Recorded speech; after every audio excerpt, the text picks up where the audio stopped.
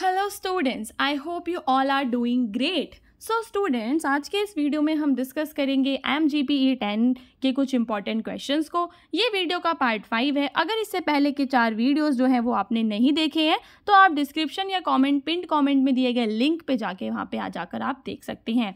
सो सबसे पहले हम बात करेंगे कॉन्फ्लिक्ट इन अफगानिस्तान के बारे में कि जो अफगानिस्तान के अंदर जो कॉन्फ्लिक्ट है वो किस बारे में है। तो the conflict in Afghanistan has deep historical roots. उसकी जो जड़ें हैं वो काफ़ी ज़्यादा ऐतिहासिक हैं। Beginning with the Soviet invasion, और शुरू कैसे हुई, जब 1979 में सोवियत ने वहाँ पे इन्वेड किया। This event lead to a prolonged war between Soviet forces and mujahideen fighters. एक लंबा युद्ध चला संयुक्त किसमें, सोवियत बलों में और मुजाहिदीन लड़ाकों में, और इन्हें सपोर्ट किया यूनाइटेड स्टेट्स ने और दूसरी कंट्रीज़ ने। The withdrawal of Soviet troops in 1989 did not bring peace to the country. जब सोवियत सैनिकों ने अपनी वापसी कर ली फिर भी उस देश के अंदर जो है शांति नहीं आ पाई। क्या हुआ, फिर वहाँ पे गृह युद्ध छिड़ गया। तो जैसे ही सोवियत यूनियन ने खुद को विड्रॉ किया, following the Soviet withdrawal, Afghanistan plunged into a brutal civil war. क्या हुआ, वहाँ पे एक क्रूर गृह युद्ध हुआ। सोवियत तो वापस चला गया पर अफगानिस्तान जो है कई सारे मुजाहिदीन गुटों के बीच में एक गृह युद्ध शुरू हो गया। This period of intense internal conflict pave the way for the rise of Taliban. इस आंतरिक संघर्ष के कारण किसका राइज हुआ, तालिबान का राइज हुआ। ठीक है, और तालिबान ने क्या कहा कि हम व्यवस्था तो लेकर आ जाएंगे, ठीक है, व्यवस्था को तो बहाल कर देंगे, लेकिन आपको इस्लामी कानूनों को, जो शरिया कानून है, उसे आपको मानना होगा। अब तालिबान का शासन चालू हो गया। जो तालिबान है उसने अफगानिस्तान के काफ़ी बड़े हिस्से पे अपना कंट्रोल कर लिया, enforcing their strict version of sharia law and restricting many freedoms. और जो वुमेन्स हैं उनके ऊपर काफ़ी सारी जो उनकी आज़ादियाँ थी वो छीन ली। Their rule was marked by human rights abuses and international isolation. यानी कि 1996 में तालिबान ने अफगानिस्तान के अधिकांश हिस्से पे नियंत्रण स्थापित कर लिया। और क्या कहा, उसने कहा कि आप शरिया कानून को आप पालन करोगे, शरिया कानून का। और क्या किया, उन्होंने महिलाओं की स्वतंत्रताओं को छीन लिया और जो अल्पसंख्यक लोग थे उनके अधिकारों का हनन करने लग गए। तो मानव अधिकारों का हनन होने लग गया। तो और खुद को इन्होंने क्या करा, अंतर्राष्ट्रीय अलगाव, यानी कि खुद को देश से बाकी के जो मतलब वर्ल्ड की जो कंट्रीज़ हैं उनसे खुद को अलग कर लिया। अब जब 9/11 का इन्वेजन हुआ 2001 में यूनाइटेड स्टेट्स के ऊपर, तो यूनाइटेड स्टेट्स और उसकी जो एलीज हैं उन सब ने मिलकर क्या किया, अफगानिस्तान को डिसमेंटल, वहाँ पे तालिबान के रिजाइम को ख़त्म करने के लिए, अलकायदा के बेसिस को तबाह करने के लिए वहाँ पे घुसपैठ की, इन्वेड किया। ठीक है, 2001 में 11 सितंबर के हमलों के बाद संयुक्त राज्य अमेरिका और उसके सहयोगियों ने तालिबान शासन को हटाने और अलकायदा के ठिकानों को ख़त्म करने के लिए अफगानिस्तान पे क्या कर दिया, आक्रमण कर दिया, जिससे कि एक बहुत ही लंबा कॉन्फ्लिक्ट चला। इंटरनेशनल कोएलिशन फोर्सेस बने अफगान गवर्नमेंट और दूसरे ग्रुप्स के बीच में। अंतर्राष्ट्रीय गठबंधन बल, अफगान सरकार और विद्रोही समूहों के बीच एक लंबे संघर्ष की शुरुआत हुई। अभी क्या कॉन्फ्लिक्ट चल रहा है।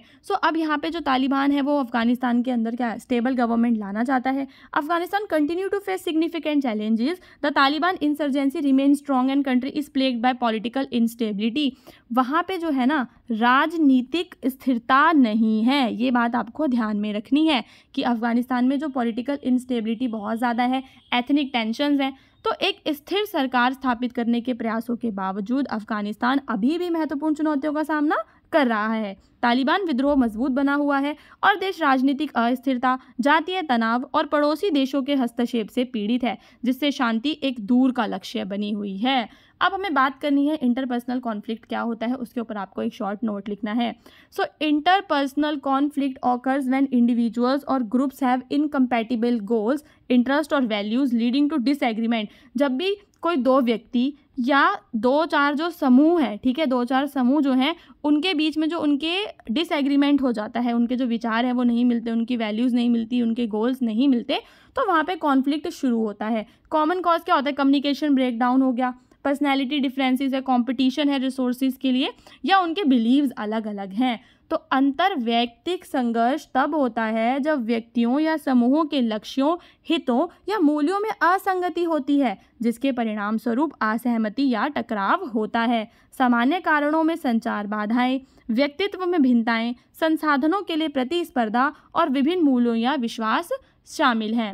अब कितने तरह का इंटरपर्सनल कॉन्फ्लिक्ट होता है? तो इंटरपर्सनल कॉन्फ्लिक्ट के कई सारे टाइप्स हैं, इंक्लूडिंग रिलेशनशिप में कॉन्फ्लिक्ट हो गया, टास्क कॉन्फ्लिक्ट हो गया, कोई असाइनमेंट दिया उसमें झगड़े हो गए, प्रोसेस कॉन्फ्लिक्ट हो गया कि टास्क को हमें करना कैसे, कोई कह रहा है इधर जाके करो, कोई कह रहा है इधर जाके करो। तो each type requires different management strategies. और जितने भी टाइप का कॉन्फ्लिक्ट हो उसे मैनेज करने के अलग अलग तरीके होते हैं। तो अंतर्वैयक्तिक संघर्ष के कई प्रकार होते हैं, जिसमें सबसे पहले आपका संबंध संघर्ष आता है जो व्यक्तिगत मतभेदों से उत्पन्न होता है। फिर आपका कार्य संघर्ष आता है। देन आपका आता है प्रक्रिया संघर्ष। प्रत्येक प्रकार के विभिन्न प्रबंधन रणनीतियों की आवश्यकता होती है। इससे रिलेशनशिप्स पे क्या इम्पैक्ट पड़ता है? तो interpersonal conflicts can have both positive and negative impacts on relationship. Constructive conflict can lead to better understanding and improved relationship, while destructive conflict cause resentment, stress and damage relationship. अब यहाँ पे दो चीज़ों की बात हो रही है। एक होता है कंस्ट्रक्टिव कॉन्फ्लिक्ट। अगर आप शांति से किसी दूसरे व्यक्ति की बात सुन रहे हो तो अंडरस्टैंडिंग बढ़ेगी और रिलेशनशिप इंप्रूव होगा। वहीं अगर डिस्ट्रक्टिव कॉन्फ्लिक्ट कर रहे हो तो स्ट्रेस बढ़ेगा, रिलेशनशिप खराब होगा। तो अंतर्व्यक्तिक संघर्ष का रिश्तों पर सकारात्मक और नकारात्मक दोनों तरह का प्रभाव है। अगर आप संघर्ष जो है आपका रचनात्मक है तो बेहतर समझ होगी, सुधरे हुए रिश्ते होंगे। वहीं अगर विनाशकारी संघर्ष है तो असंतोष, तनाव और क्षतिग्रस्त रिश्ते आपके हो जाएंगे। अब कॉन्फ्लिक्ट को हमें कैसे रिजॉल्व करना है? So effective conflict resolution strategies include active listening, empathy, clear communication and finding common ground. अगर हमें समाधान करना है तो हमें सक्रिय सुनवाई करनी होगी, ध्यान से दूसरे की बात सुननी होगी, उसके प्रति सहानुभूति यानी एम्पैथी रखनी होगी, स्पष्ट क्लियर बातचीत होनी चाहिए दोनों के बीच में। साथ ही साथ आप मीडिएशन और नेगोशिएशंस भी करवा सकते हैं। तो अंतर्व्यक्तिक संघर्षों को हल करने में सामंजस्य बहाल करने के लिए उपयोगी तकनीकें क्या हैं? मध्यस्थता और वार्ता। सो स्टूडेंट्स, ये था MGPE जो आपका 10 है उसके 2 इंपॉर्टेंट क्वेश्चंस। इसी तरह से कम मैंने 8 से 10 क्वेश्चंस के आंसर्स को एकदम इजी लैंग्वेज में डिस्कस किया है। उसके लिंक डिस्क्रिप्शन में है, वहाँ से जाके आप ज़रूर देखें वो सारे वीडियोस को। तब जाकर जो है आपके एग्ज़ाम की जो तैयारी है वो क्या हो पाएगी? एकदम बेस्ट हो पाएगी, A+।